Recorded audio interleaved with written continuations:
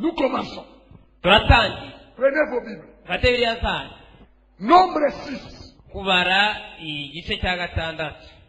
C'est la parole, mes frères. Demain, vous serez des prédicateurs. Vous devez aller prêcher la vérité partout. Et nos sœurs ne prêchent pas, mais leur vie prêche. La femme prêche par sa vie. Nombre 6. Paul et Moïse disent ceci. L'Éternel parla à Moïse. On peut se lever quand même pour respecter la parole. L'Éternel, premier verset, parla à Moïse et dit, parle aux enfants d'Israël. Et tu leur diras, lorsqu'un homme ou une femme se séparera des autres en faisant un vœu de naziréat pour se consacrer à l'Éternel, il s'abstiendra de vin et de boissons enivrantes. Il ne boira ni vinaigre fait avec du vin, ni vinaigre fait avec une boisson enivrante. Il ne boira d'aucune liqueur tirée des raisins. Il ne mangera point de raisins frais, ni de raisins secs. umugabo cyangwa umugore nirobarunisha mu bandi guhiga umuhigo wo kuba umunaziri ngo yiyereze Uwiteka yitandukanye na vino n'ibisindisha bindi, ntakanywe umushare wa vino cyangwa w'igisindisha kindi, ntakanywe ibyo kurya, ntakanywe ibyo kunywa by'uburyo bwose byaturutse mu mizabibu, ntakarye inzabibo mbisi cyangwa zumye. Un naziréen. Umunaziri. Quelqu'un accepte de devenir naziréen. Umuntu yemeye kuba umunaziri. En Israël. Israël. La parole c'est pour Israël toujours. Ijambo ni rya Israël bigiye cyose. Dès qu'il accepte de devenir naziréen, iyo umuntu abaye umunaziri, il doit s'abstenir de la boisson. Agomba kwirinda igisindisha. Il ne doit pas boire. Ntagomba kunywa ni vin, yaba vino, ni liqueur enivrante, cyangwa se umushari wose usindisha. Un naziréen, umunaziri, ne boit pas. Ntanywa. Dites amen, non? Amen. Continuons. Il ne peut pas boire. Et pendant tout le temps de son naziréat, il ne mangera rien de ce qui provient de la vigne. Mu minsi yose y'ubunaziri bwe ntakarye ikintu cyose cyavuye ku mizabibu. Pendant tout le temps de son naziréat, le rasoir ne passera point sur sa tête jusqu'à l'accomplissement des jours pour lesquels il s'est consacré à l'Éternel. Il sera saint. Il laissera croître librement ses cheveux. Vous voyez que Dieu s'intéresse même aux cheveux. Il laissera croître ses cheveux. Ubunaziri bwe icyuma cyogosha ntikikagere ku mutwe we, iminsi yo kwera k'Uwiteka kwe itarashira, abe uwera areke umusatsi we uhirimbire. Il va laisser croître ses cheveux. Agomba kureka umusatsi ugakura. Au temps ancien, mu gihe cya kera, au temps de Moïse, mu gihe cya Mose, quand quelqu'un voulait devenir naziréen, iyo umuntu ashaka kuba umunaziri, qu'il soit femme, yaba umugore, qu'il soit homme, yaba umugabo, est-ce que vous me comprenez? Urankurike neza. Il ne devait pas boire des choses enivrantes. Ntabwo yagomba kunywa ibintu bisindisha. Et il ne devait pas faire passer le rasoir sur sa tête. Nta nubwo yagomba gucisha C'est icyuma pourquoi cyogosha ku on mutwe voyait we. chez les Juifs Niyo mpamvu twabonaga Abayahudi, les hommes avec la longue barbe, abagabo bafite ubwanwa burebure, les hommes avec les longs cheveux, abagabo bafite imisatsi miremire, les femmes avec les longs cheveux, abagore bafite imisatsi et miremire, les femmes aussi ne coupaient pas la barbe, si je peux le dire. abagabo ntibogosha ubwanwa niba nabivuga nti. Mais Dieu, ariko Imana chez les femmes, ku bagore la barbe, il pouvait couper. Il pouvait couper la barbe des femmes. bashobora kogosha Mais ubwanwa, pas les cheveux. ariko imisatsi Dans les naziréens de l'Ancien Testament, Mais les femmes ne coupaient ni les cheveux ni la barbe. Au temps de Moïse, quand la colonne de feu lui a parlé, Paul est venu après. Dans l'église du Nouveau Testament. Terminons avec 1 Corinthiens 11. 1 Corinthiens 11.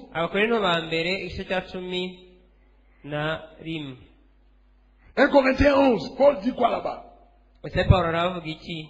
Il parle aussi des cheveux. Dans la Bible, il y a aussi le problème des cheveux. Ne les négligez pas. Ne les négligez pas. Ne vous conduisez pas comme vous voulez. Vos cheveux là, Dieu vous donne un règlement avec lequel vous devez marcher. Paul est dans le Nouveau Testament. 1 Corinthiens 11. Il dit je veux cependant, essayez-vous maintenant. Je veux cependant, suivez la parole maintenant. Suivez la parole, amen. Je veux cependant que vous sachiez que Christ est le chef de tout homme.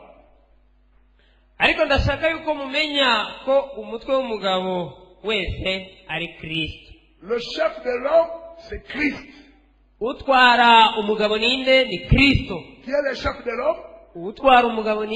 C'est Christ. Paul maintenant vient donner un ordre. Il met là-bas Christ.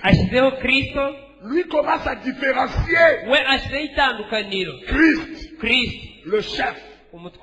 Après Christ vient l'homme. Et après l'homme, la femme.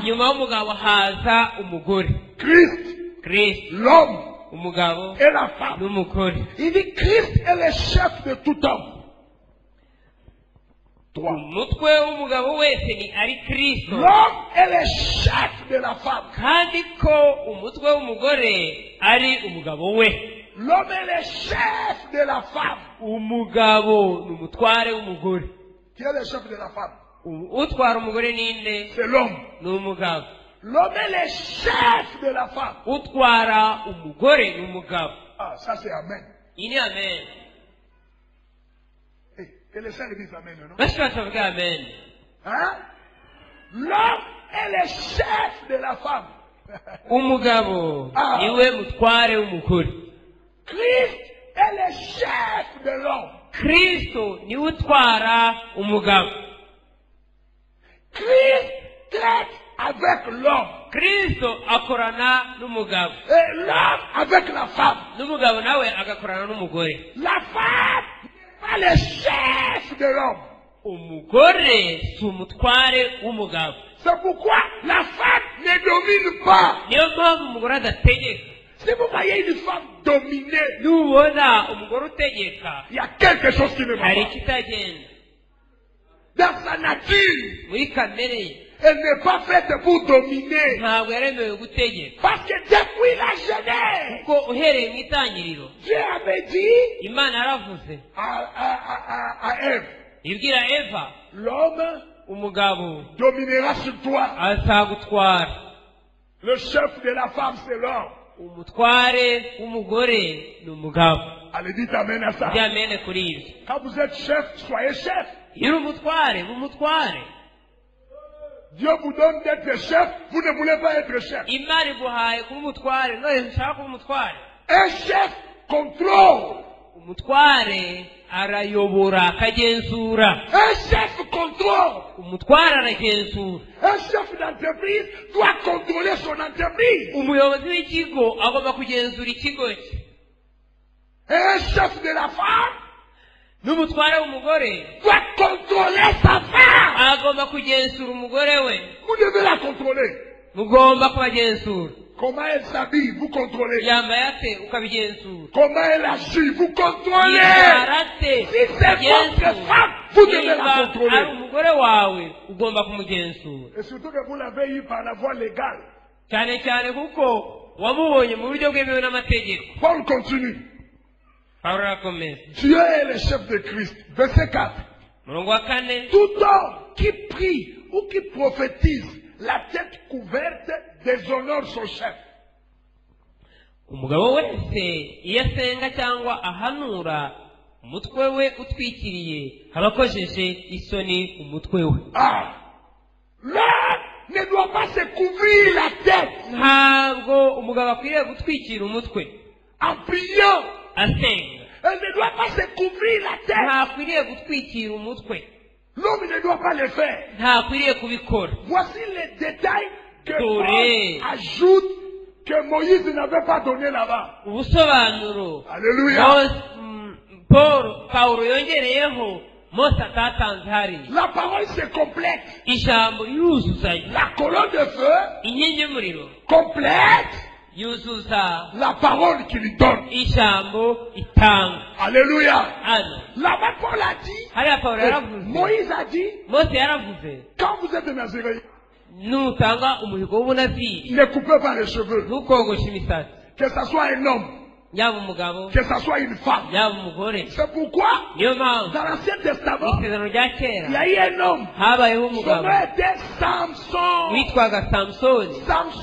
Samson, avant sa naissance, mbere y'uko avuka l'ange est venu. marayika yaraje Il a dit à ses parents, abwira ababyeyi be, cet enfant ici, uyu mwana qui naîtra, uzavuka le rasoir icyuma ne cyo passera gusa pas sur sa tête, ntikikanyure ku mutwe we, parce qu'il est consacré. ko yeguriwe Il est Imana, naziréen. umunaziri. Et la force de Samson kandi imbaraga za Samusoni était dans ses cheveux. zari mu musatsi we. Le mystère ubwiru de la force bw'imbaraga za était Samusoni dans les cheveux de zari Samson. mu musatsi. Et tant que les cheveux de Samson étaient sur igihe sa tête, cyose imisatsi ya Samusoni yari ikiri ku mutwe, aucun Philistin nta mufilisitiya ne pouvait vaincre Samson. washobora kunesha Samusoni. Alléluia. Amen. Et je vous informe, ndabamenyesha Samson Samusoni n'avait pas besoin de prier. ntabwo yari akeneye gusenga. Dans la Bible, muri Bibiliya vous ne verrez jamais Samson prier pour aller attaquer les ntuzigera Philistins. ubona Samusoni asenga kugira ngo ajye gutera abafilisitiya. Samson, Samusoni regardez seulement les cheveux. yarebaga imisatsi gusa. S'il fait ça, yagira atya il sait que les cheveux sont là. akumva ko imisatsi ihari, Ça signifie que Dieu est avec lui. byasobanuraga ko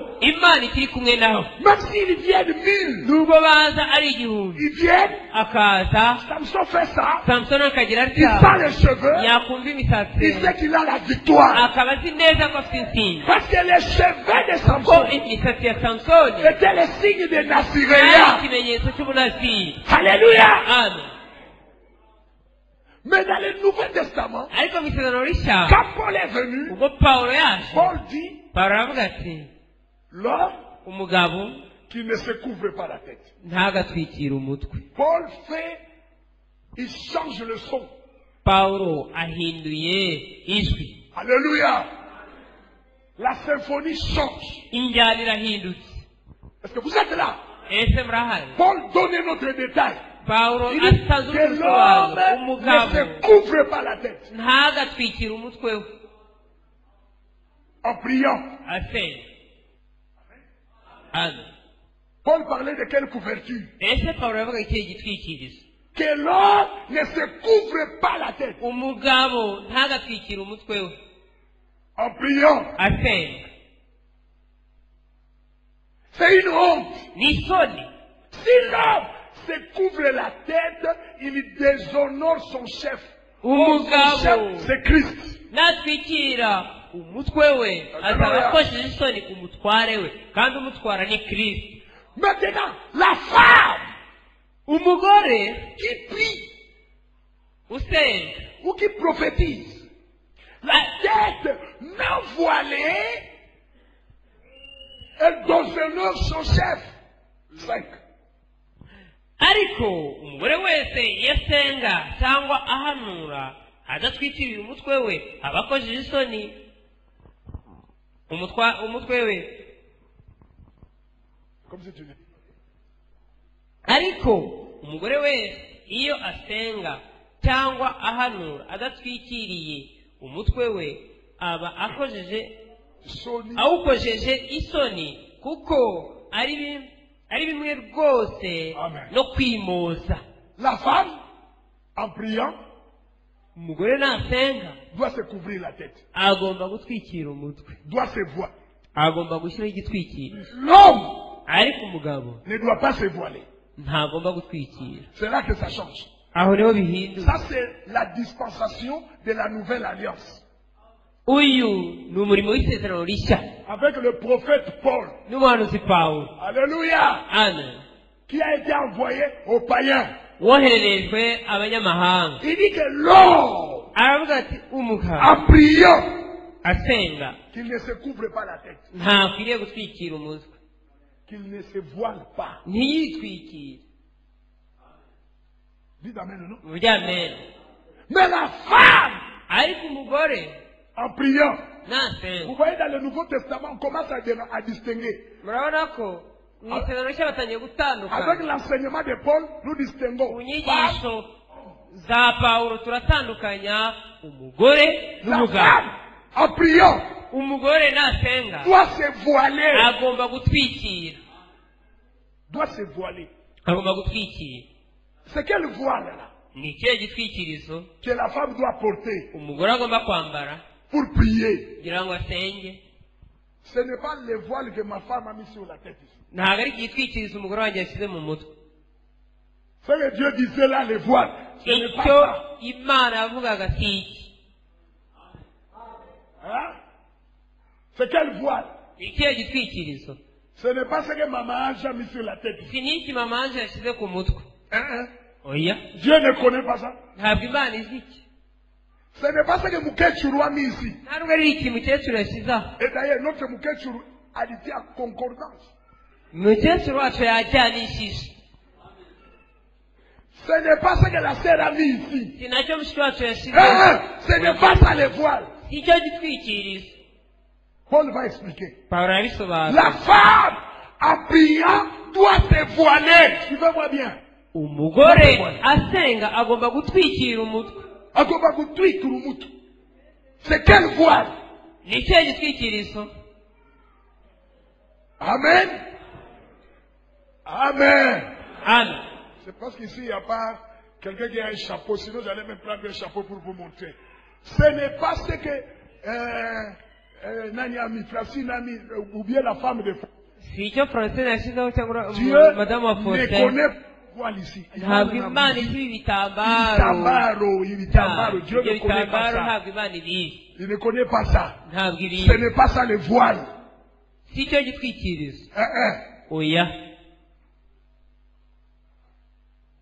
Vous venez là, avant d'entrer dans l'église, il y a des églises hari amatorero hariya mbere ko binjira où on oblige les gens, babitegeka abantu.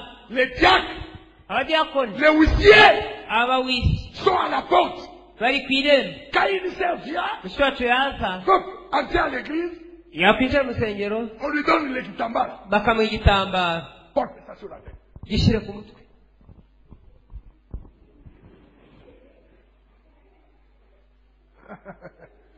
Ce n'est pas ça. si cyo. Vous pouvez dire amen. ese mwavuga amen? Les gens viennent là, abantu bakaza aho tous les huissiers à la porte là-bas. abawisi bose hanze hariya hanze ku muryango. Le pasteur a acheté beaucoup de kitambara pasiteri aguze ibitambaro byinshi et c'est gardé là-bas à la porte. bibikwa hariya ku irembo. ushaka kwinjira akira akira. Oh non, Paul avait dit. pawulo yaravuze. Paul avait dit. pawulo yaravuze. Paul n'a pas dit ça.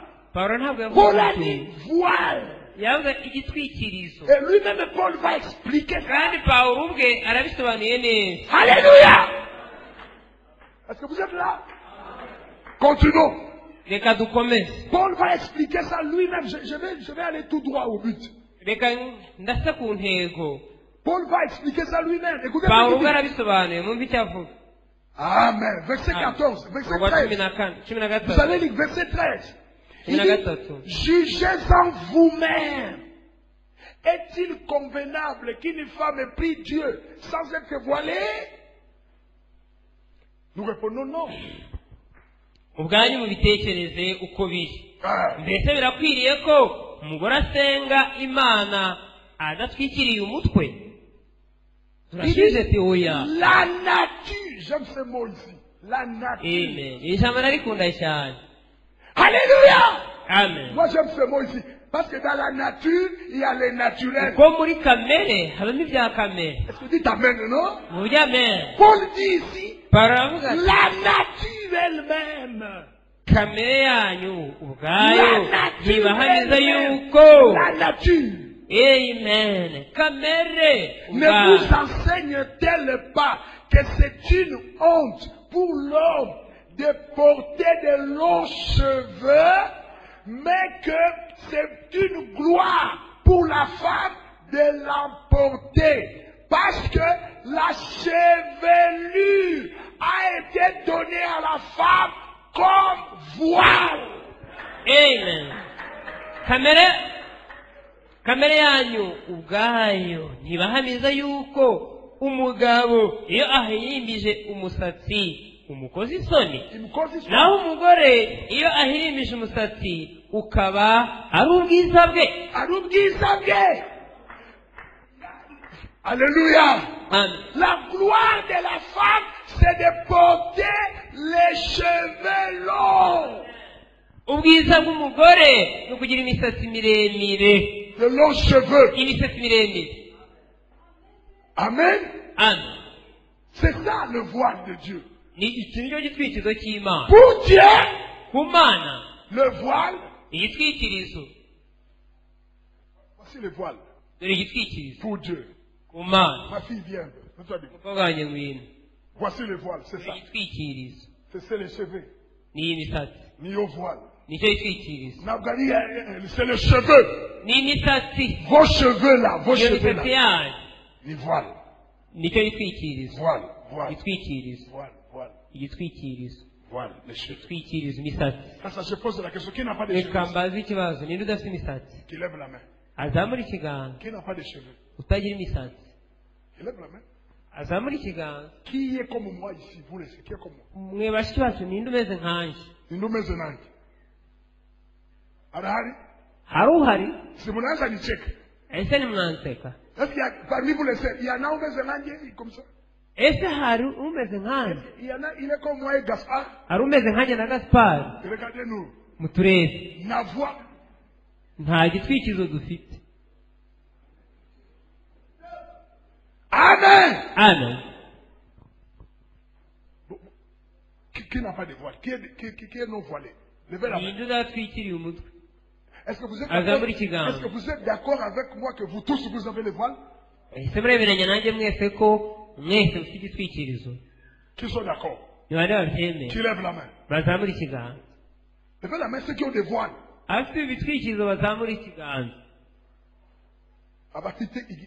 Voile. La chevelure qui lève la main. Levez la main, non, si vous en avez. Si vous ne levez, je vais vous donner le micro. Vous allez me dire comment vous n'avez pas les voiles. Vous allez expliquer. Vous allez nous expliquer. Levez la main.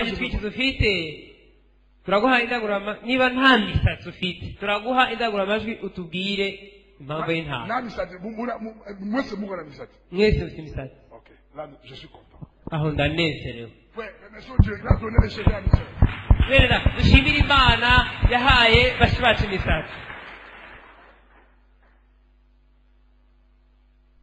On n'a pas dit les cheveux coupés. Cheveux. Longs cheveux. Maintenant, dans les longs cheveux, Dieu est souverain. Les uns, il a donné au blanc jusqu'ici. Jusqu'ici. Ça descend là-bas. Quand il se promène, ça est là. Mais nous, les Africains qui l'aiment beaucoup, Dieu nous aime. Hein? C'est pourquoi il ne veut pas que vous imitiez les blancs. Hein? Amen. Amen. Nous les Africains qui l'aiment beaucoup. Il ne nous a pas donné jusqu'ici. Il nous a donné une sorte de cheveux. Lorsque nous les peignons, ça se met debout. Ça se met debout. iyo tuyishokoje irahagarara. Et dans le pays du nord là-bas, on appelle ça le style afro. Il peigne ça. Tu peignes comme ça. Dès qu'il peigne, et quand tu vois ça, il dit au blanc, ça descend ici. Au noir, ça se dresse comme ça. Dieu dit, mon jardin est parfait. Amen. Imana ikavuga ati ubusitani bwanjye buratunganye. Alléluia. Donc toutes les sœurs sont voilées. Bashashu bose bafite imisatsi itwikiriye umutwe wabo. Wengine voile ishakuwa ya hivi. Hari abandi igitwikizo cyamaze kuba ikindi. Mais c'est toujours un voile. Ariko kiracyari igitwikiriye. Chacun ici est voilé. Buri wese aha aratwikiriye. Vous êtes d'accord? Amen. Amen. Parce que je vais arriver à la perruque. Mettons-nous d'abord d'accord là-bas. Tout le monde est voilé. Voilé. La nature. C'est pourquoi les voiles doivent être naturels. Parce que ce que la nature vous a donné est déjà bon. Mais dites amen, non? C'est pourquoi ça doit rester tel que la nature vous l'a donné. Ne compliquez pas la nature. Ne le brûlez pas. Laissez ça comme la nature vous l'a donné.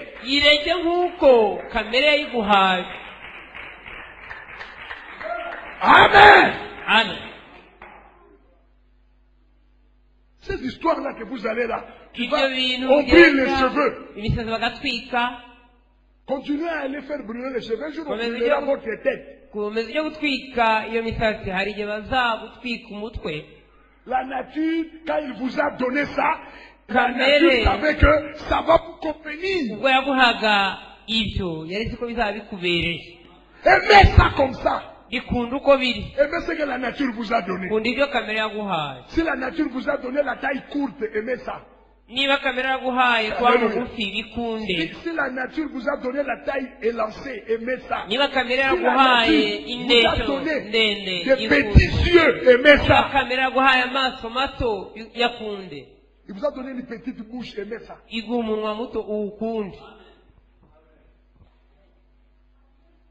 Si la nature vous a donné une grosse bouche, remerciez Dieu, c'est pour beaucoup manger.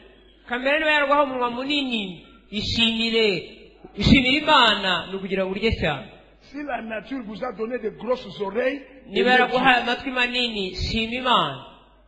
ne nous battons pas à cause des oreilles et des nez. Les guerres des nez, les guerres des oreilles, les guerres des nez, les guerres des oreilles, les guerres de taille. Ce ne sont pas des guerres justifiées devant Dieu. Dieu nous a donné ça. C'est pourquoi ici, nous sommes des conservateurs de la nature.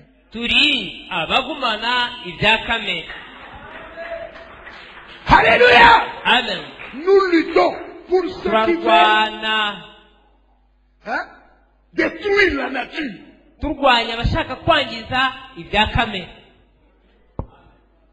Allez, dites amen. Nous sommes des conservateurs de la nature. Laissez les espèces de la nature telles que Dieu les a créées. Amen. Le Dieu que nous servons n'a pas fait d'erreur. Parce que quand il créait, il a dit c'est bon. Et quand Dieu a dit que c'est bon, cela veut dire que c'est bon. Donnez-lui les acclamations, ce Dieu. Alléluia. Amen. Amen. Quand quelqu'un change la nature, Iyo umuntu ahindura ibyaremwe, il aura des conséquences. azagira ingaruka. Amen. Amen. C'est la nature qui vous donne ces cheveux-là. Ibyaremwe nibyo biguha iyo misatsi. La nature. Ibyaremwe. C'est pourquoi les cheveux, niyo mpamvu les imisatsi, cheveux imisatsi des sœurs, y'abashiki bacu, les cheveux imisatsi des frères, ya bene data, ça doit être comme la nature les a donné ça. igomba kuba nk'uko bari. Cela veut dire que le cheveu doit être Ibyo naturel. bivuga ko imisatsi igomba kuba iya karemano. Amen. Amen. Est-ce que ça va? Soyez fiers. Munyurwe, mugire ishema, Soyez fiers dubatera ishema de ce que la nature vous a donné. kwakira ibyo kamere yabahaye. Comment vous n'êtes pas fiers? Kuki mutabifitiye ishema, mutabyirata? Les sœurs insatisfaites, bashiki bacu batanyurwa, les sœurs qui ne sont pas fiers. bashiki bacu batafitiye ishema, Je ne sais pas ce que vous voulez copier. sinzi ibyo mushaka kwigana, Je ne sais pas ce que vous voulez sinzi imiter. ibyo mushaka kwigana. Je veux vous voir fiers. Imana ishaka kubabona mufite ishema, Fiers. mufite ishema. Vous savez que actuellement, je suis en train de m'étonner. Ici à Kigali, même beaucoup de filles ne préfèrent plus les cheveux défrisés. Ils nous disent, oh, de maintenant à Kigali, ni ma cheveux naturels. Et quand vous voyez les filles avec les cheveux naturels, ils laissent ça comme ça. Dans les peignés. Parce que les femmes qui ont des cheveux naturels sont des espèces rares. Amen. Nubona uzabona umugore afite imisatsi ya karemano akayisokoza yatambuka mu muhanda abantu bose bamuhanze amaso. Ese muzi impamvu? Ni uko abafite imisatsi karemano ni ingume ntibaboneka. Ni espèce rare. Ni ingume ntibaboneka. C'est une espèce à protéger. Protéger cette espèce. Ni ibyaremwe bikwiye kurindwa. Alléluia. Amen. Ils sont là. Ni ingume. La nature vous a donné ça. Ibyaremwe Et vous tous, vous byarabiduhaye. avez les cheveux Kandi mwese mufite imisatsi naturels, bien beaux. ya karemano Donné par myiza mwahawe n'Imana. Pourquoi vous ne voulez pas l'accepter? Kuki mudashaka kuyemera? Pourquoi vous ne voulez pas l'accepter? Kuki mudashaka kuyemera Ce que Dieu vous a donné, ibyo Imana yabahaye? comment vous ne l'acceptez pas? Kuki Vous mutabyemera? voulez quoi? Vous voulez Mushaka plaire à qui? mushaka Vous kunezeza voulez nde? imiter qui? Mushaka kwigana Vous nde? voulez copier qui? Mushaka kwigana nde? La nature vous a donné. Ibyaremwe byarabibahaye. Et tout le monde ici a les cheveux. Kandi buri wese ahafite imisatsi. Quand un homme a de longs cheveux, il y a quelque chose qui ne va pas. Umuntu afite umugabo afite imisatsi miremire hari ikitagenda. Nous le considérons comme un pédé Uzamufata nk'umupede. Abagabo bakora imibonano n'abandi bagabo. homosexuel. Abagabo bahuza imibonano bakora imibonano n'abandi bagabo. Uzabona afite imisatsi Et il ferme même un chignon ici. akayihambirira inyuma shinyo. La nature Aho lui dit de ne pas prier Dieu comme ça. biramubwira ngo ntakwiriye gusenga Imana atyo. Amen. Amen. Amen. Et aujourd'hui c'est terrible. Uyu munsi birakomeye. Les hommes Abagabo laissent les cheveux grandir, bareka imisatsi igakura, les femmes coupent. abagore bakogosha. C'est pourquoi je ne comprends pas. Moi je n'ai jamais compris. Quand je vois les Nge gens ntabwo sobanukirwa iyo mbonye abantu comme les gens des ADP, abantu ba ADP ils ont quelle semence? bafite ihe mbuto. Toutes les femmes en pink. Abagore bose bafite twa penke. Vous voyez les femmes et les hommes pink. Murabona abagabo n'abagore bafite twa penke. Ils ne savent pas que la femme ne doit pas déranger ses cheveux, ne doit pas les couper. Ntabwo bazi ko umugore adakwiriye gukora ku misatsi ye, adakwiriye kuyogosha. L'épouse ne peut pas avoir la même compréhension de la parole que les gens de ADP. Niyo mpamvu babwira ntabwo umugeni ashobora kugira imyumvire imwe y'ijambo nk'iya ADP. Dites amen à ça. Ujye amene kuri ibyo. Amen. Amen. Maintenant, Noneho d'où est venue la perruque? ese perike yavuye he? Écoutez maintenant, ça vient d'où cette affaire-là? Ese ikintu cya perike kiva he? Ça, c'est ce que les sait.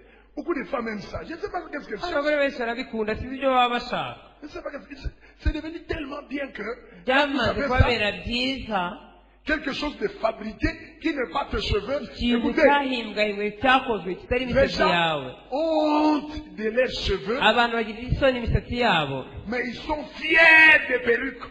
ariko bakiratana cyangwa se bikabatera ishema kugira perike, Honte de ses cheveux, kugirira isoni imisatsi ye, mais fiers des perruques. ariko akagirira ishema za perike. Parce que quand il a ça, Kuko iyo ayifite c'est une femme de classe. ni umugore wo mu rwego Murgwe, VIP. w'ingenzi, Agaru Muturaki. si umuturage. Quand il a ça sur la tête. ayifite ku mutwe. Et puis il y a même des soeurs qui commencent à dire, mes cheveux sont sales, Hari n'abatangiye kuvuga ngo imisatsi yanjye iranduye, mais mes perruques sont propres. perike zanjye zo zifite isuku.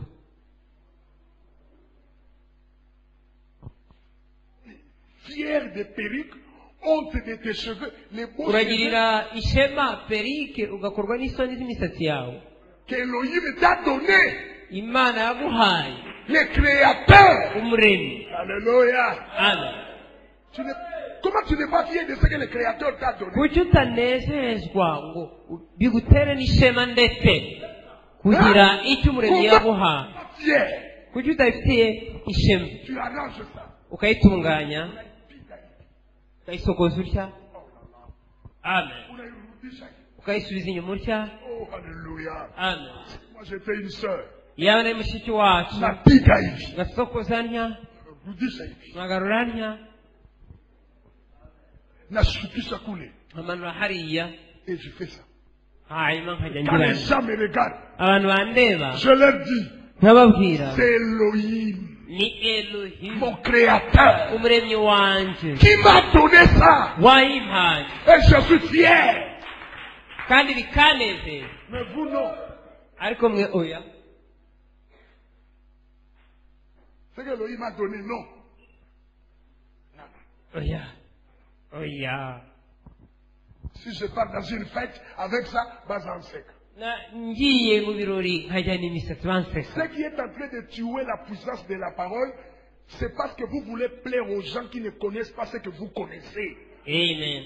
Ikica imbaraga z'ijambo, haleluya, nuko mushaka kunezeza abantu batazi ibyo muzi. Nous allons manger la Sainte Seine ici, ils ne seront même pas ici. Tuzarya ifunguro ryera ahantu ntabwo bazaha. Pourquoi vous voulez les plaire? Kuki mushaka Pourquoi vous kubanezeza? voulez plaire ces païens-là? Kuki mushaka Pourquoi kunezeza vous voulez plaire abapagani? vos amis? Pourquoi? Kuki Vos mushaka chefs, kunezeza vous voulez les plaire? inshuti Pourquoi? ababayobora? Vous n'avez pas la mission de les plaire.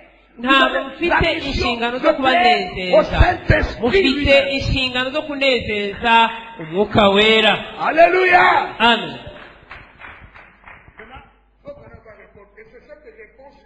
Neza Abrahamu agiye gusubiza iki nicyo gisubizo.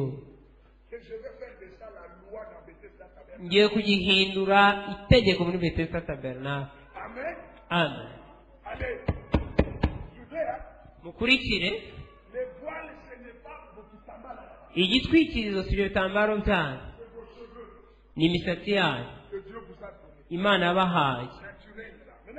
Iyo misatsi ya karemano. Ibibazo n'ibisubizo babajishe umuhanuzi w'igihe cy'imperuka. Abantu benshi bavuga ko mukurikira mweza Abrahamu kandi yarapfuye. On n'a pas besoin de prophètes morts. Ntabwo dukeneye umuhanuzi wapfuye. Nous, notre prophète, umuhanuzi wacu se repose dans la gloire. aruhukiye mu C'est vrai, il est n'ibyo mort. yarapfuye, Mais ariko la parole qu'il a prêchée ijambo yabwirije est encore vivante. riracyari rizima. Mais dites amen, non? Cette parole est vivante. Muvuge amen, iryo jambo ni rizima. C'est pourquoi On n'a pas besoin que quelqu'un vienne les remplacer. ntabwo dukeneye uza kumusimbura. Amen. Amen.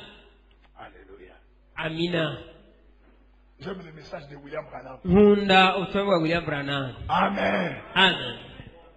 Vous aimez ça aussi? Ese namwe murabukunda? Hein? Levez la main si vous aimez ça. Musambure ikiganza niba mubukunda. Que Dieu soit béni. Imana ihabwe umugisha. Maintenant, on lui pose la question. Noneho bamaze ikibazo. Là-bas, hariya Moïse a parlé. Mose yaravuze. Moïse, à son temps, Mose mu gihe cye n'avait pas rencontré le problème des perruques. ntabwo yahuye n'ikibazo cya perike. Paul aussi n'avait pas connu ça. Pawulo nawe ntabwo yahuye nacyo. Mais au XXe siècle, ariko mu kinyejana cya 20 ce problème réapparaît. icyo kibazo cyongeye kugaruka. Alors, il y répond. Question nuko arasubisha 351. ikibazo cya 351.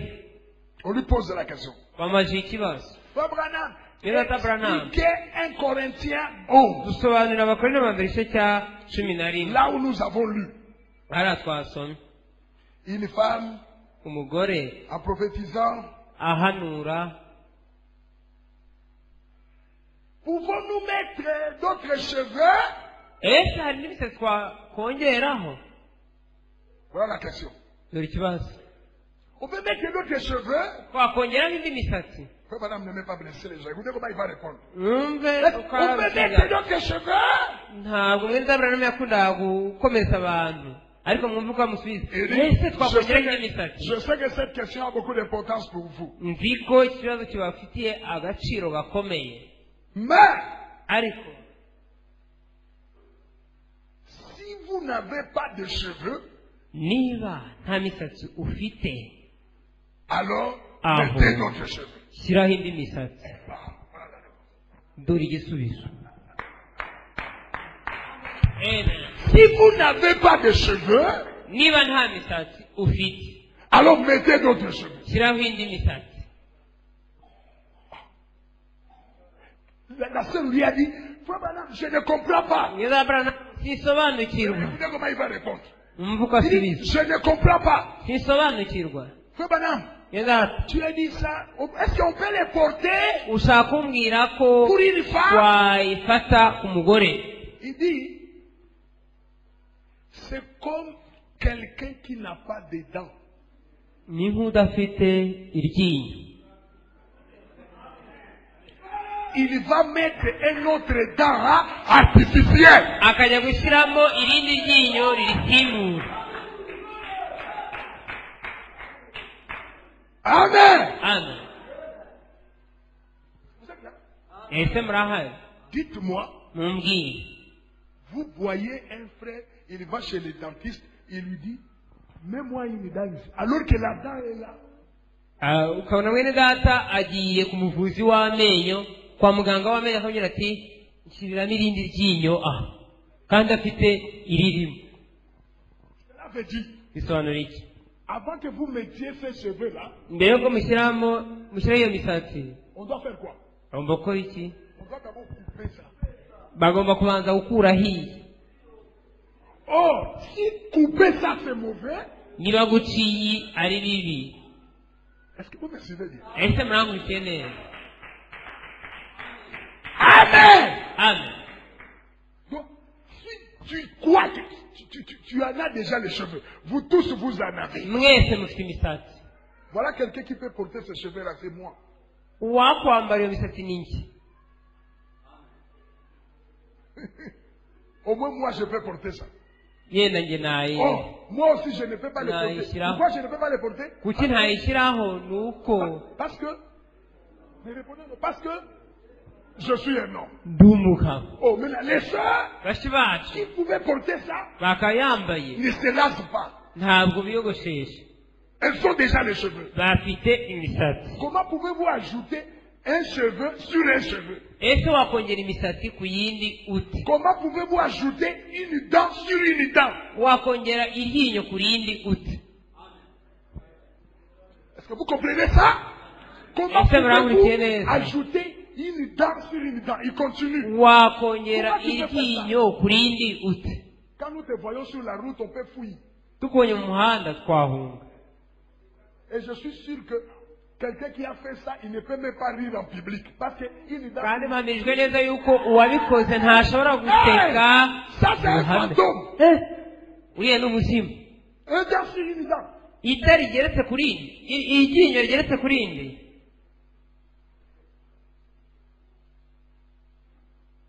Amen. Amen. Un cheveu sur un cheveu. Umusatsi ugeretse ku wundi. C'est quoi? Ni ibiki? Tu en as déjà, tu ajoutes encore. Hari iyo ufite none ugiye kongeraho. Et d'ailleurs, tout ce qu'on ajoute là vient du diable. Iyo yose mwongeraho iva kwa Satani. Est-ce que vous suivez bien? Ese murangurikira Il dit ceci. aravuga ati, Au moins, s'il s'agissait de vos dents, vous pouvez ajouter une dent artificielle. enda yaba ari nk'amenyo yanyu mwakongeraho iryinyo risimbura. Ou bien alors quelqu'un qui n'a pas de bras, il peut ajouter un bras artificiel. Cyangwa se udafite ukuboko akongeraho ukundi Tu n'as pas de karemano. bras, Nta kaboko ufite tu ajoutes un bras artificiel. ukongeraho akandi kaboko. Handicap international va faire un bras artificiel pour toi. Umuryango wa Handicap International wagukorera akandi kaboko Parce que tu n'en as pas. kuko ntawe. Mais toi, tu en as. Ariko wowe uragafite. Et on te voit, Bakakubona ça va arriver où? ese karagera ku kaboko. Tu en as déjà. Uragafite Tu viens encore ajouter. uje kongeraho akandi. Tu risques de devenir comme Goliath. Ushobora kuba nka Goliyati.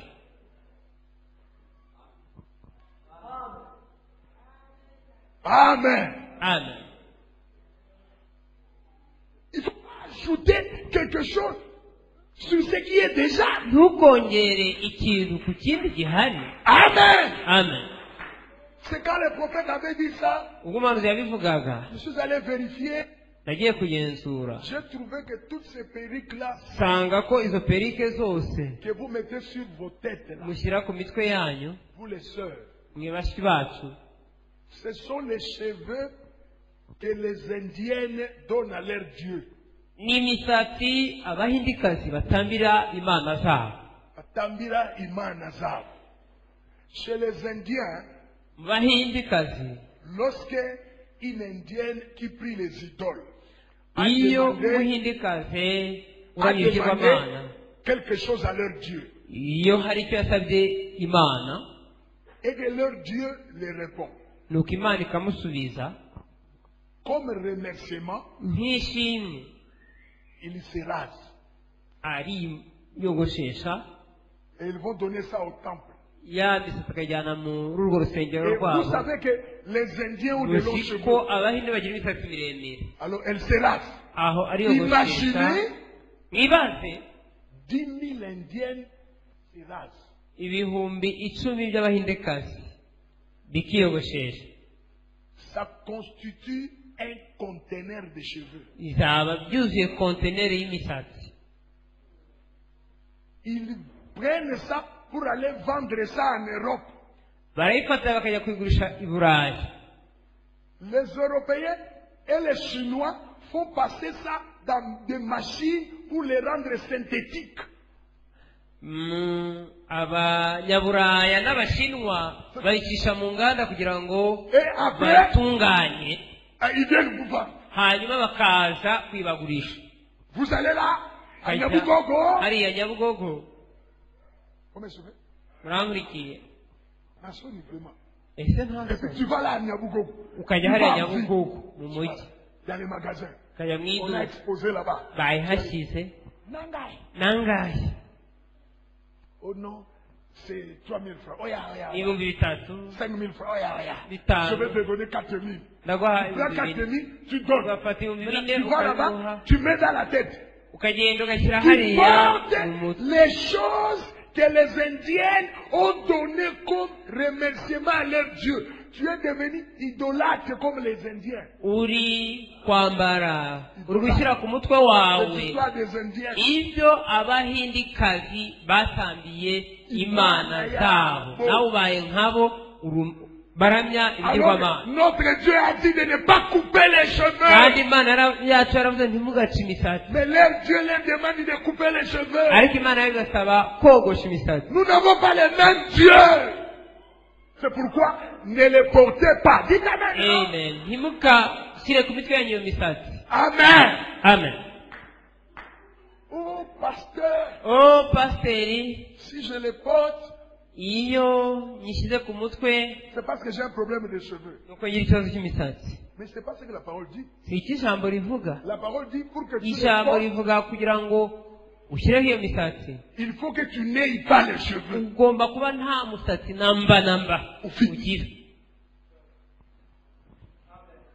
Amen. Amen. C'est pourquoi, sœur, je vous demande, au nom du Seigneur, réjouissez-vous tel que le Créateur vous a fait.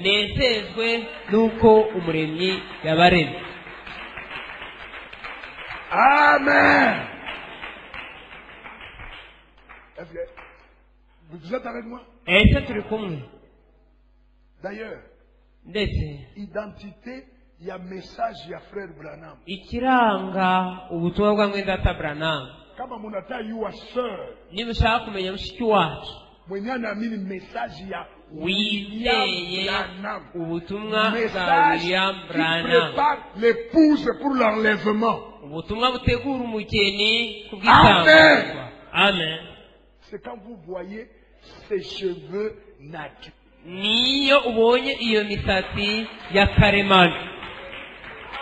Alléluia. Amen. Et il est fier. Shema. Et puis maintenant, on commence à insulter nos soeurs. Il y a une soeur d'une assemblée ici à Kigali qui a rencontré une soeur Moya. Il a regardé avec ses cheveux naturels. Il a dit, mungali tu na Emmanuel hii. Juu yeye alikuwa yakanisha lunguza. Maintenant, elle faisait ça. Maintenant, il dit à la soeur, mungali tu na hii. Mais la soeur ne savait pas répondre. Si moi j'étais cette soeur-là, j'allais lui dire, Jésus-Christ est le même hier, aujourd'hui, et éternellement. Allez, donnez-lui les acclamations. N'ayez pas honte. Amen. Amen. Ne vous fabriquez pas de beauté.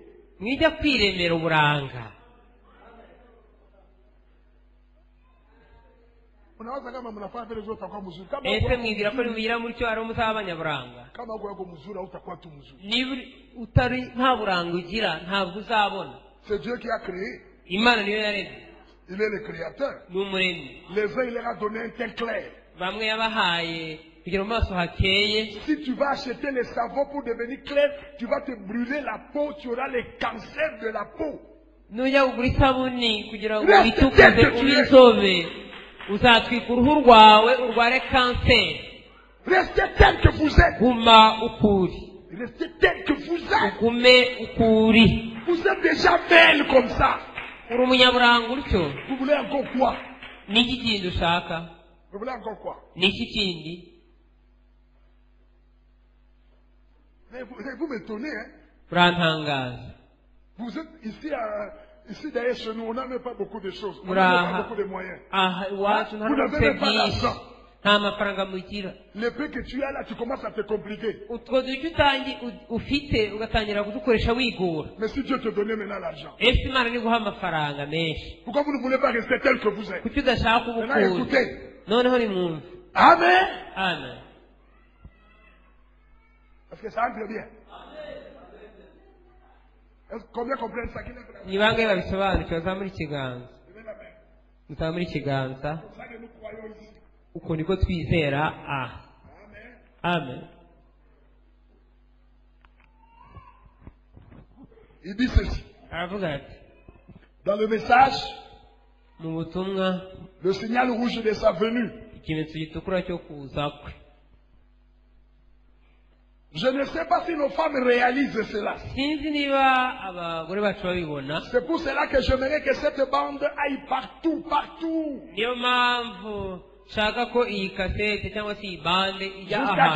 Jusqu'à Kigali. Partout là-bas. Nous aimons voir nos femmes jolies. Nous aimons les voir jolies. Mais que cela soit naturel. Nous n'aimons pas les superficiels. Dites amen, non? Nous n'aimons pas les superficiels.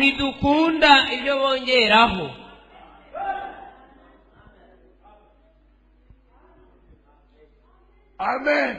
Amen. Nous aimons voir nos femmes jolies. Nous n'aimons pas les superficiels. Dieu n'est pas ça.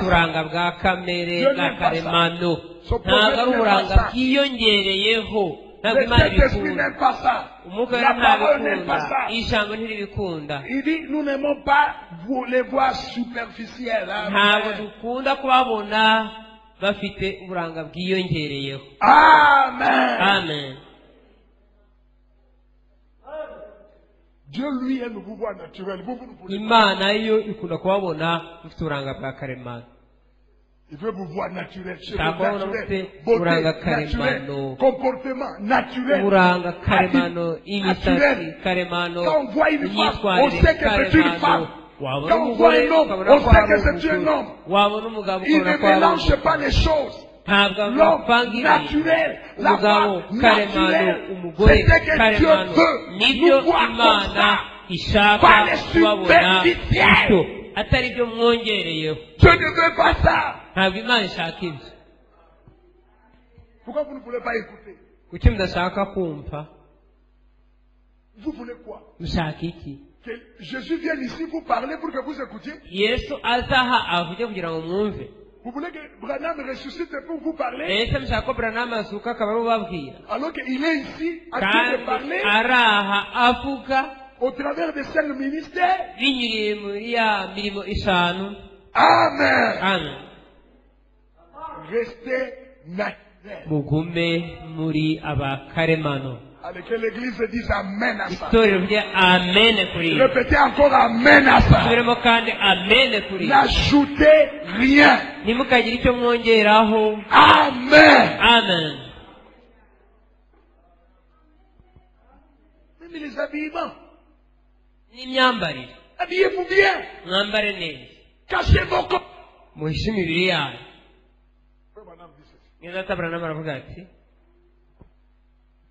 Frère, vous allez m'excuser, hein, parce que si les sœurs sont bien, l'église aussi est bien.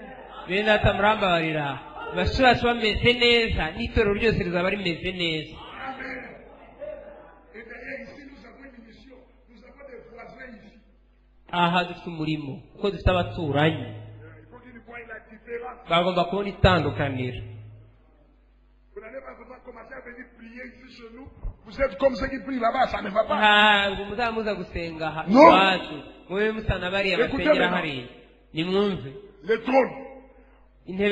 Beaucoup de pasteurs laissent simplement les esprits impurs rester dans leurs églises.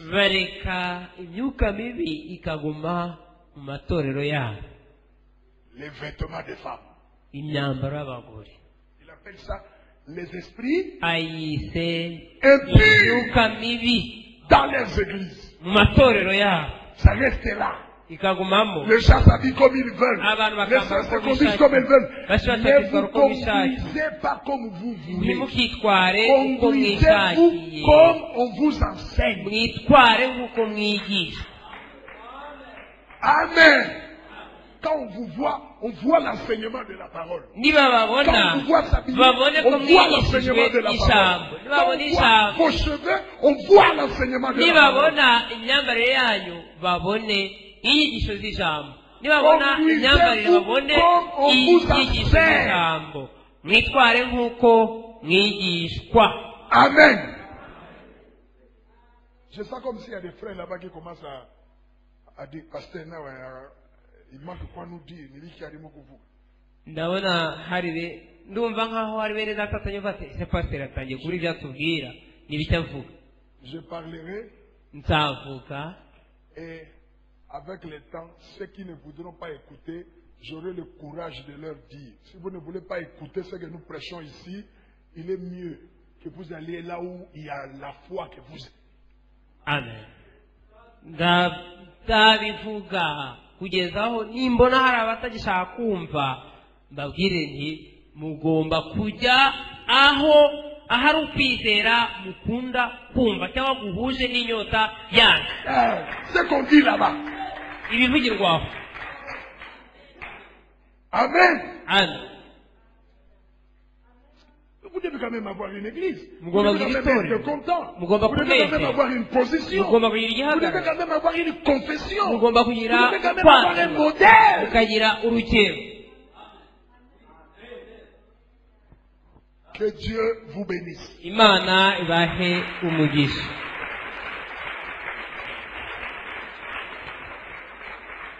Amen. amen. Les gens qui participent à la Sainte Seine, j'introduis. Je vais terminer à 30. J'introduis et puis, n'igice ndaba ndangije reka ntangire gusa ça c'était important. ibi ni iby'ingenzi. Je termine à 30 vraiment. sasa n'igice Prenez ndaba la ndangije. Bible. mfate bibiliya. Qu'est-ce qu'on mange à la Sainte Seine? ese ni iki barya ku ifunguro ryera? À la Sainte Seine, on prend quoi? ku ifunguro ryera bafata iki? Est-ce qu'on prend les biscuits?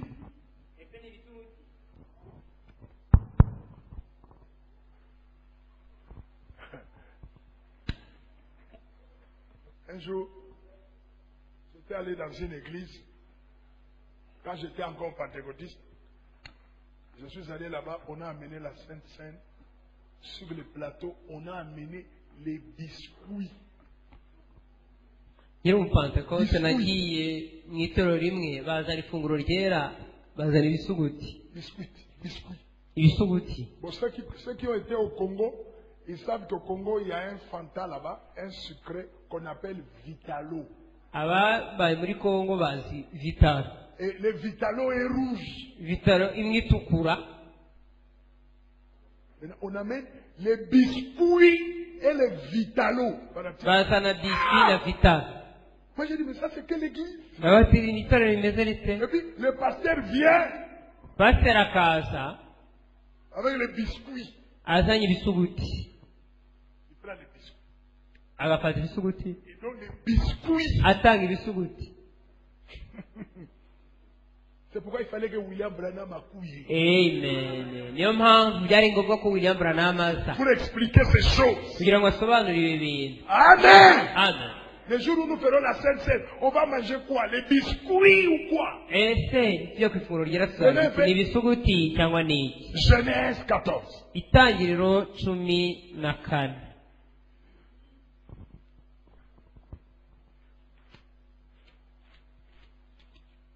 Les catholiques, eux, on ne sait même pas ce qu'ils prennent là. Ils prennent une histoire qui est comme le soleil. abagatika bo sinzi icyo bafata bafite ikintu kijya kumera nk'izuba. Les prêtres prennent une histoire là qui a la forme du soleil. Il fait ça, il descend. afata ikintu kiri mu ishuri y'izuba yunama haguruka. Lisons un peu quelque chose. J'introduis ça seulement. ndabitangira Et puis on va gusa continuer. hanyuma dukomeze Toute la semaine jusqu'à ce icyumweru jour-là. cyose kugeza kuri uwo munsi. Amen. amen. J'ai dit combien là?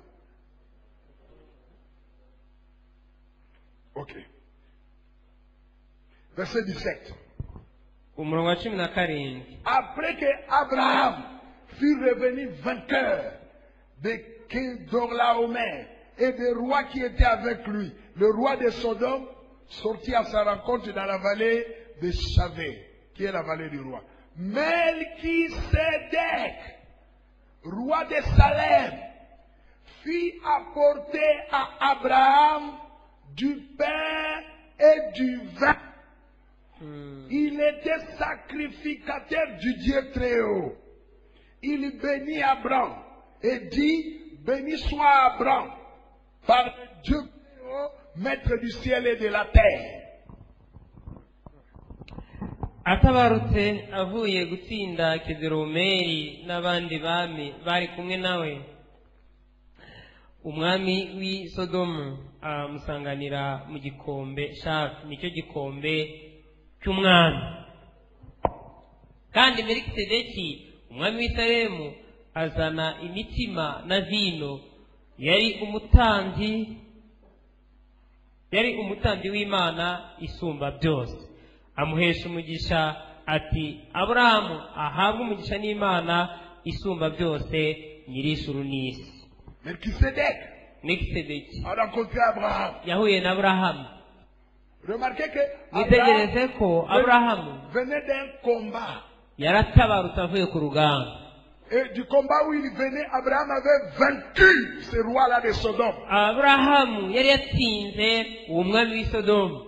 Il avait livré un combat. Yarwanye Et urugamba. après avoir livré le combat, Nyuma yo kurwana urugamba, Abraham les a vaincus. Aburahamu anesha abo bami. Abraham avait vaincu.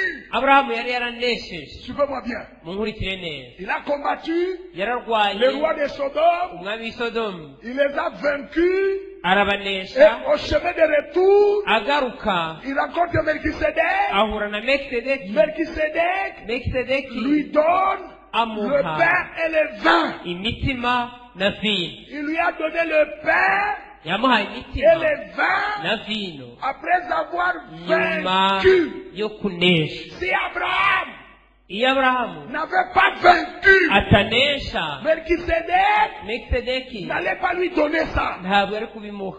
Amen. Amen. Amen. Amen. La communion Ifunguro ryera de Melchisedec rya Melikisedeki est donnée ritangwa à ceux qui ont vaincu. rihabwa abanesheje. À ceux qui ont vaincu Abanesheje le roi de Sodome.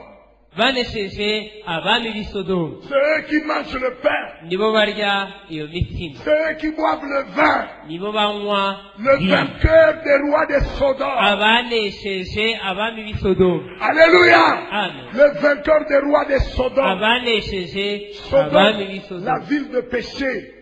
Sodomu umurwa Ceux qui vont w'icyaha. le vaincre Abazamunesha mangeront bazarya le pain umutima et boiront le vin. kandi bazanywa vino. Servi des mains de Melchisedec. C'est bahawe pourquoi bayihawe na les Melikisedeki. gens qui mangent la Sainte Seine, Niyo mpamvu abarya ifunguro ryera ils doivent vaincre quelque chose. Suivez-moi bagomba bien. kugira icyo Suivez-moi là-bas. banesha. Munkurikire neza. Si vous n'avez pas encore vaincu, Niba utaranesha, ne mangez pas la Sainte Seine. ntukarye ifunguro ryera. La Sainte Seine, c'est pour ceux qui ont vaincu. Ifunguro ryera ni banesheje ubusambanyi, Ils ont vaincu le péché. banesheje icyaha, Ils ont vaincu ça. barakinesheje. C'est eux que Melchisedec rencontre. Nibo Melikisedeki ahuye nabo, Et il leur donne le pain abahaye umutima et le vin. na vino. À la Sainte Seine, Ku ifunguro ryera on mange turya le pain. umutima, Et j'expliquerai ce pain-là. On mange ndawusobanura le pain umutima, et on boit le vin. kandi tukanywa vino. On ne boit pas le moutobe. Ntabwo tunywa umutobe, On boit le vin. tunywa vino, On mange le pain. tukarya umutima. Alléluia. Amen. Le pain et le vin. Umutima na C'est ce vino que Melchisedec nibyo Melikisedeki a donné à Abraham. yahaye Aburahamu. Est-ce que vous êtes là? Ese murahari? C'est le pain. Ni umutima, Et pas n'importe quel pain. si umutima uwo ari wo wose. Ce n'est pas le pain que vous allez acheter à la boulangerie, la galette. Ntabwo ari wa mugati wa ragaleti. Non. Oya, Un pain qui a du sucre, umutima ufite isukari, qui a du sel. ufite umunyu, On a fait ça avec de levain. bawukoranye umusemburo. Ce n'est pas ça le pain de la Sainte Seine. Uwo umutima w'ifunguro Le pain ryera. de la Sainte Seine, c'est un Umutima pain w'ifunguro sans ryera levain. ni umutima utagira umusemburo, Ça n'a pas de levain à l'intérieur. nta musemburo ubamo. La farine sans levain. Ifu itagira umusemburo. Parce que les gens qui vont prendre, ce sont les gens dont leur vie n'a pas de levain. Quand quelqu'un vient manger la Sainte Seine, écoutez, les jours où vous vous leverez ici le 31, parce qu'on se lève, on va mettre les histoires ici, chacun va se lever pour venir manger la Sainte Seine. Donc quand tu te lèves et que tu viens, tu es en train iyo de dire, uhagurutse ukaza tu es en train de dire, uba uvuga uti suivez bien, mukurikire neza, tu avances, uraza on met le pain ici, bashyize umutsima aha, le pasteur tient le pain, pasiteri afashe umutsima maintenant il demande arabaza que le vainqueur vienne manger. abanesheje baze Maintenant, barya. quand tu commences à venir, iyo uza pour venir manger, kuza kurya tu es en train de dire, uba uvuga uti moi que vous voyez njye mubona venir prendre ce pain, nza gufata uyu mutsima je montre à tout le monde ndereka buri wese que personne ne peut reprocher ma vie. ko ntawe ushobora kunenga ubuzima bwanjye. Quand vous venez là, prendre iyo le uza pain, uba uvuga bien, uti on n'amène pas le pain là où vous êtes. C'est vous qui venez ntabwo prendre ça. umutima wawuzana aho uri, ni Et vous wowe venez dire uvuga uti devant le ciel et la imbere terre, y'ijoro c'est n'isi, moi qui viens manger ce pain. njye uje kurya uyu mutsima, Moi qui viens manger ce pain. njye uje kurya uyu mutsima. Ma vie, ubuzima bwanjye c'est une vie de vainqueur. ni ubuzima bw'uwanesheje. Dites amen à ça. muryamene kuri ibi. Moi, njye j'ai la parole dans mon cœur. mfite ijambo mu mutima wanjye, Je crée la parole. ntinya ijambo. Ma vie est ubuzima digne bwanjye de l'évangile. burakwiriye. Je suis comme Abraham ndi nka aburahamu qui est revenu de Kedorlaomer, akubutse qui a avuye vaincu kedoromeri, les rois de Sodome. amaze kunesha Il a abami vaincu b'i Sodomu. Sodome. yanesheje Sodomu. Moi aussi j'ai vaincu Sodome. nanjye nanesheje Sodomu. La chair et tous ses désirs. J'ai vaincu ça. umubiri J'ai n'irari vaincu. ryawo J'ai vaincu. narawunesheje. J'ai ce témoignage-là. Mfite ubwo buhamya. J'ai vaincu. mfite ubwo buhamya Je suis un naranesheje. vainqueur. ndi uwanesheje. C'est pourquoi le prophète dit que la Sainte Seine est pour le vainqueur. niyo mpamvu umuntu avuga ati ifunguro ryera ni iry'abanesheje. Amen. amen. Vous ne venez pas ici pour vous asseoir. ntabwo uzaha kugira ngo Vous venez wicare, ici pour apprendre Nous comment les sommes- vaincre. kwiga kunesha. On doit vaincre. ugomba On ne doit kunesha. pas être les mêmes qu'on était il y a longtemps. On doit ntabwo vaincre. ugomba kuba uri uko wari uri hashize iminsi On myinshi mange cyangwa imyaka quoi? myinshi. On mange quoi? turya Le iki? vin. On boit quoi? umutsima Le vin. na vino. Le vin. vino Le vin, il est. Le vin là, alcoolisé là. Le vin. ya vino nyayo Ce n'est pas le vin à mutobe, c'est ntabwo ari le vin. vino y'umutobe. On boit ça à la Sainte Seine, le niyo vin. tunywa ku Rouge. ifunguro ryera itukura. Quand tu bois ça, iyo inyoye la tête bouge un peu. umutwe Le uranyeganyega vin stimule. uko vino irashagurutsa. Quand tu bois ça, iyo la inyoye tête bouge un peu. umutwe Ça te urasegurutsa secoue un peu. ikakunyeganyeza. Et nous expliquerons ça. Le tuzabisobanura. pain et le vin, c'est ce qu'on mange. umutsima Je na prends le vino pain nibyo sans le turya vin. kandi tukanywa. Ce pain-là uwo mutsima n'a pas de sucre, nta sukari ugira, n'a pas de sel, nta n'umunyu ugira, n'a pas d'assaisonnement, nta bitubura, n'a pas d'huile. nta mafuta. C'est juste la farine mélangée avec de l'eau. ni ifu ivanze n'amazi. Amen. amen. C'est ce que nous mangeons. nibyo turya. Les vainqueurs, uwanesheje, les saints. Les saints. abera, Ces filles saintes-là. aba bakobwa Ces mamans-là bera saintes. n'aba badamu bera, Que le Seigneur vous bénisse. umwami abaha umugisha.